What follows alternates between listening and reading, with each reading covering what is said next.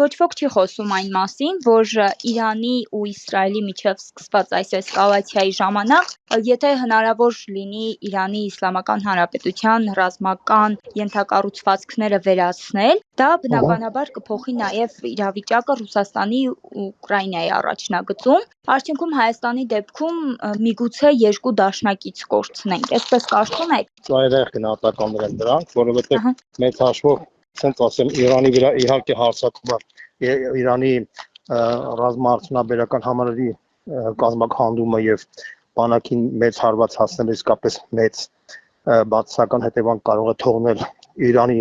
պաշտպանության համակարգի վրա եւ ընդհանրապես այդ երկրի դերի վրա, բայց ես չեմ կարծում, որ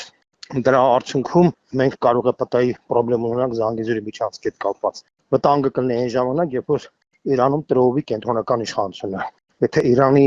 իշխանությունը փլուզվեց, այնտեղ առաջացավ կենտրոնախույս ուժեր, այդ ժամանակ արդեն ռեալ վտանգի տակ կլինի արդեն Հայաստանը։ Ինչ վերաբերում է Ռուսաստանին, ապա չեմ կարծում, որ Ռուսաստանը կախված է Իրանի զենքի զինամթերքի բանից եւ կարծում եմ, որ դա գնահատականները մի քիչ չափազանցված են։ Այսինքն ամեն դեպքում մենք դաշնակիցների մասով ապահովագրված ենք ստանում։ Գիտեք, sense ձևակերպեմ դաշնակիցների մասով ապահովված ենք, բայց գլխավոր խնդիրը պետք է մեզանից կախված լինի, թե ընդհանրապես մենք ինչ քաղաքականություն ենք վարում, անկախ ամեն ինչից։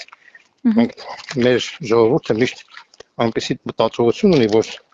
իրեն թվում է, որ իշխանությունն եւ ժողովուրդը դրանք տարբեր ընկալում ունեն միջազգային հարաբերություններում, դա այդպես չէ։ Մարդիկ իշխանության քայլերը գնահատում են որպես պետության քայլեր եւ ըստ էության դա դիտարկվում է որպես ժողովրդի քայլեր։ Այսինքն այդ իմաստով դուք հաշվի առեք, որ ընկալումը աշխարհում այդպես է։ Օրինակ հիմա Իսրայելի հարձակումը Իրանը չեն համարում դա Նեթանյահուի հարձակումն է, համարում են Իսրայելի հարձակումն է։ Չի համարվում, որ դա հարձակվում է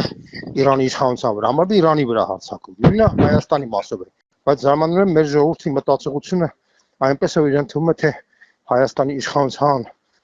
քայլերը կապ չունեն հայ ժողովրդի ցանկությունների հետ եւ դրսում էլ այդպես պետք է անկալվի։ Ինչը ծյուրիմացիան մեջ է գցում առաջնորդի մեր ժողովրդին եւ որի արդյունքում մենք կարող ենք լուրջ վնասներ կրել, չհասկանալով թե ինչի։ Վտանգը կառաջանա այն դեպքում, երբ որ Իրանում փլվի կենտրոնական իշխանությունը։ Այդ ժամանակ կառաջանա լրջագույն վտանգ։ Այքանի դեռ նման բան չկա,